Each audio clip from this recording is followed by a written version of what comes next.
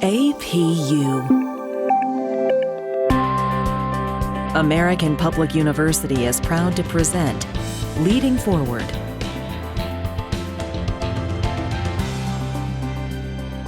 Welcome to the podcast. I'm your host, Kandis Boyd Wyatt. The goal of this podcast is to highlight our local heroes in our community who are champions of important issues affecting us on both a national and international scale. Today, we're going to add to that very important discussion happening internationally and nationally regarding entrepreneurship. We're going to talk about how to start your own business. So today, my guest is Denise Everson. Not only is she a global speaker, she also has a passion for architectural and interior design, which is both sustainable and beautiful. Denise started her career in 2002 in her native town of Decatur, Georgia, and she has continued to practice design for over 15 years. So today, she's going to take all of that knowledge and give us a few nuggets of wisdom regarding starting your own business. So Denise, welcome to the podcast, and thank you for joining me. Candice, thank you so much for having me. It is a pleasure to be here and an honor to just share my personal experiences to help others. Thank you so much. There are so many critical conversations happening today that encourage people to start thinking about the next chapter of their life, if that's starting their own business or just a career change. And so you've been a successful business owner for several years, and I'm sure today's audience can benefit from you sharing your story. So can you start by telling us about yourself? Absolutely. Thank you so much, Candice, again. I am from Decatur, Georgia. I went to Hampton University for undergrad to study architecture. After leaving Hampton, I decided to pursue public policy at Georgetown University. And fortunately, I have stayed in D.C. after graduation from Georgetown. And so I have a unique combination of architecture and public policy, which I use in my day-to-day businesses. I have two businesses that I am a part of. One, I am a partner at a local architecture firm called Cure Architecture. And Cure is really founded and set up as a design studio that helps heal society's ills.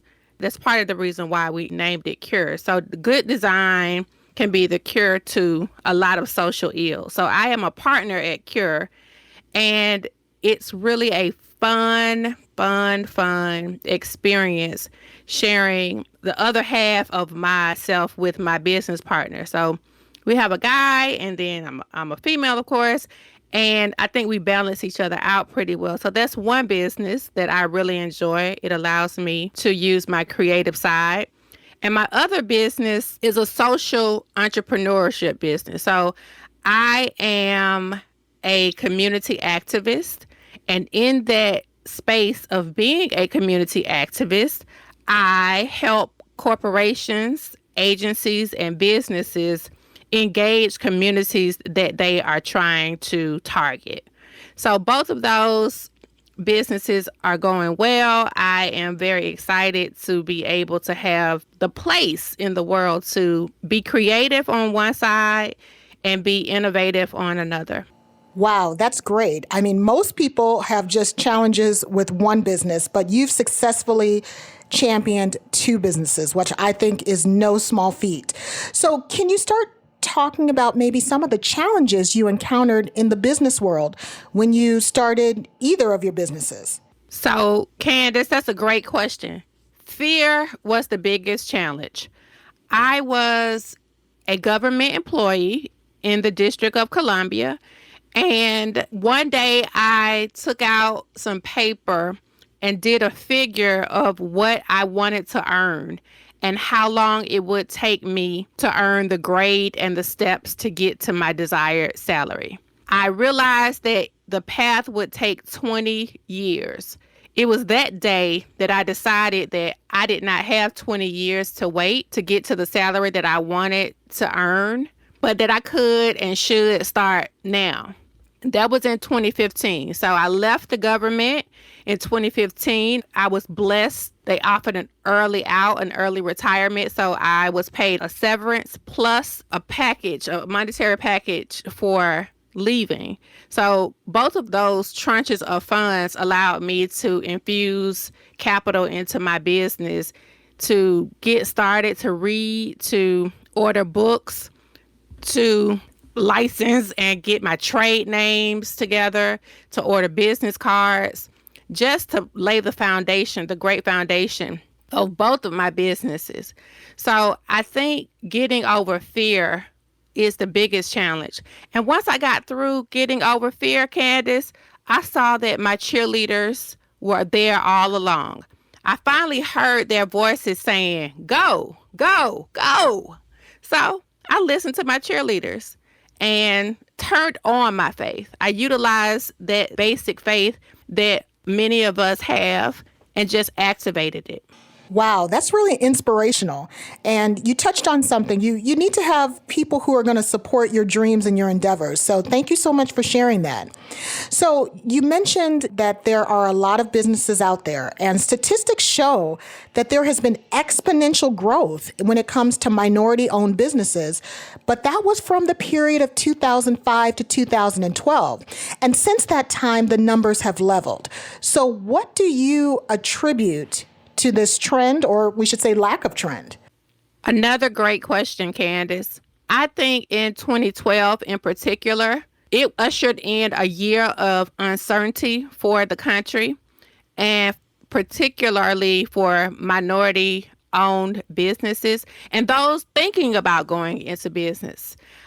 I believe that the political climate in 2012 really impacted people's desire to jump in feet first into the entrepreneur space. So I think people just needed time to see how things would go and determine where they could best fit. So to get their bearings and to figure out where they could best fit. Okay, great point. Now, I've been told that in some cases it takes years before you actually see a profit when it comes to a business. So given your background, what were some of the theories or the concepts that you learned in the educational environment or in the classroom that you are using today in the businesses that you have created? Wow, great question. At Hampton University, there are two things that I have as a takeaway for my business. The first week of classes at Hampton, we were taught to network, network, network. Throughout my life, after leaving undergrad, I've always heard that resounding voice from Hampton saying network, network, network. That has helped me tremendously. And directly in the classroom at Hampton, I was taught to bring my whole self, not parts of me, but all of me. And that for me, those two things, networking and bringing my whole self, have really helped me in my entrepreneurial journey. I actually took an entrepreneurship class at Hampton, which was very helpful. I did not think that I would necessarily run two businesses or own two businesses or share in ownership of two businesses. I had no clue, but I had that nagging, tugging internal feeling that it should be something that I should pay attention to. So I took a class, an entrepreneurship class, nearly 20 years ago at Hampton, and it was awesome. Secondly, my Georgetown experience also impacted how I run my businesses now. One of my dean, when I arrived in public policy school, she had an open door policy, and I remember very fondly going into her office and sitting down and speaking with her often. And she reminded me that my Southern accent could be a barrier, that people would make assumptions about it, and that when I spoke, I should have something to say. Really to just shut up and hush my critics, but to speak in a clear voice and to have something to say. And she reminded me in class and out of class that I was there just like everybody else, and I had something to add just like everybody else. So I've always taken those lessons both from Hampton and from Georgetown in my day-to-day journey. Yeah, I can really resonate with what you've said because a lot of times people will judge you based on what they see about you immediately. That could be visual, or like you said, it could be audio as well. So I really appreciate you sharing that vulnerable aspect of creating your own business, that people may judge you and you need to be prepared for that. And to our guest, we'll be back after this very important message. Do you want to start your own business or work for a startup? American Public University has bachelor's and master's degrees to teach you about ideation, marketing, management, and much more. Learn from highly experienced entrepreneurs. Apply today at study@apu.com. Welcome back. We are speaking with R. Denise Everson on how to start your own business. So, in a perfect world, what training would be needed to help people start and succeed in becoming an entrepreneur? I think that the most important part of being a successful entrepreneur is having grit. I don't think grit can be taught. As I've stated before, I took a class at Hampton University nearly 20 years ago, and I learned how to put together a business plan. I learned how to compete against, it was early days of venture competitions. I learned how to compete against other groups and bring forth my best ideas in a team setting. But that grit, that inherent grit, I don't think it can be taught. You either have it or you don't. I think it can be found, but it's something that is very essential, that get up and go spirit, that hustle mentality. I think grit is important. And in a perfect world, we would teach grit, but I really don't think grit can be taught. I think grit, if you have it, it can be nurtured and amplified, but not necessarily taught. Okay, so that's a good point. So some things you're just born with, or you have that innate quality. So let's stay on that topic of, what can be taught. So what changes do you think could be made to the curriculum to make students or even graduate students more business savvy? Great question. I think that in every case possible, we should amplify entrepreneurship and innovation programs. I currently work with the George Washington University, and their programs have proven results that have helped me in my business. I've been fortunate to have clients who are graduates of their business program, and my clients' entire business model was drafted and thought about influenced greatly by the George Washington University. So I think that there are university campuses across the globe that are doing great work, that have proven curricula that really are equipped to help graduate students and undergraduate students alike. I think that, again, we should amplify.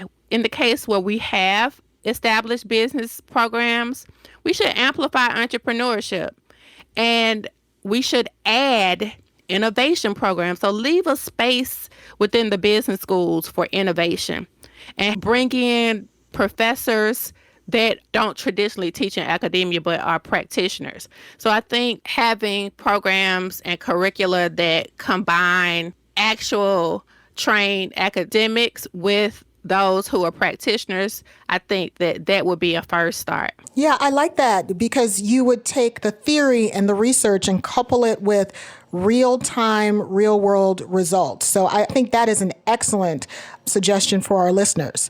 So another thing I want to talk about is soft skills, because my experience has been in the university setting, we tend to teach hard skills or the theory or the research.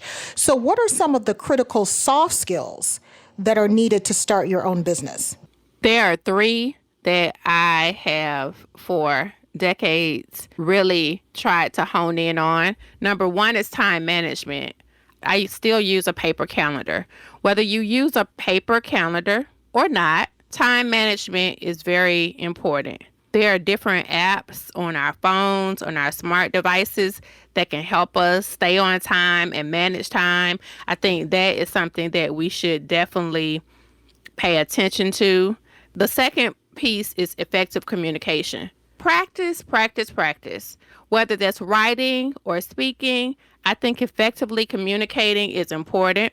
And lastly, being kind. I know that that is something that is not taught, but I think kindness takes one a long way in not only getting business, but sustaining a healthy and successful business. Wow, I think that is awesome. Thank you so much for talking about kindness, because I'm probably going to quote this person incorrectly, but, I've heard people say, you may not remember what someone does or what they say, but you will remember how they made you feel. So, I think kindness goes a long way, and I think it's often overlooked. So thank you for sharing that. So you talked about before how you've had an accent and how people have judged or misjudged you because of your accent. And so it speaks to biases or inherent biases. And I know there's several. It could be, things that people can judge you on based on visual, like your age or your gender or your race. So there are inherent biases in the business field. So how do you suggest one identifies them? And then how should they address these issues? My answer is and has been directly and with intention. Anytime we find out or we realize or we come to the understanding that we have something that is negatively impacting the team, which is inherent biases, I think we should address them directly and with intention. So that means I know a lot of companies now are placing Black Lives Matter logos and issuing press releases and statements. But what that really means is looking at your boards of directors and making sure that your board of directors and board of governors reflect the diversity which you espouse. So that's directly and with intention. Also, making sure that middle management reflects the diverse and inclusive culture that we are trying to overcome at this current moment in the United States. So inherent biases it's just part of being human. But we all can overcome them if we first actually say that we have them, address them directly, and be intentional about learning and hearing from other people with differing abilities and differing superpowers. I always think that my Southern accent is a superpower because it has a way of calming down tense conversations. And I have seen it. So I don't necessarily see it as a drawback, but more as a positive attribute of who I am. Absolutely. I think that all of us have characteristics and unique abilities that we can bring to the table. And I like the word that you use, superpower. You don't hear that often outside of, comic books or movies. But I do think that we all have the power to just shape the world that we live in. And so that is, in effect, a superpower. So thank you for introducing that term to our listeners. So as we begin to close our podcast today, what are some resources that you have used or provided in the past to help individuals become more business savvy, especially when it comes to starting your own business? There are 2 free resources that I would like to share. The Small Business Administration has several tools on its website that can help you if you're thinking about starting a business. Visit the Small Business Administration. In addition, most local governmental authorities which provide licenses, they have tools and tips on their website to help small business owners and those who are thinking about starting small businesses. One of the most important things and tips that I share with others, make sure that you register your business. Make sure that you establish a bank account for your business that is separate from your personal account. Make sure that you obtain an EIN number from the federal government so that you'll be okay with taxes. Make sure that you think about and plan and work on your business while you are building it. That's really one of the hardest things, Candice, that I found. people often don't make time to work on their businesses while they're building it. But you got to make time. Make time to work on your business while you're building it. Use all of these free resources that are at the click of a button and the tip of our fingers. So Small Business Administration, local government authorities which provide licenses. Remember to get your own bank account that's business specific. Remember to get your trade name or a registration or a corporation together. Make sure you get your EIN number. Keep finances separate. So those are just a few tips that I have found that are really, really, really great and have worked for me. That is wonderful. And I think that's a great place to leave our discussion for today. So thank you for sharing your expertise and your perspective on this issue. And thank you for joining me today on this episode of the podcast. Thanks, Candice. And thank you. So again, our guest today, our Denise Everson, just provided us an enlightening perspective on how to start your own business. So thank you to our Denise Everson. Thank you to our listeners for joining us. Until our next discussion and our next podcast, be well and be safe. For more information about our university, visit us at studyatapu.com. APU, American Public University.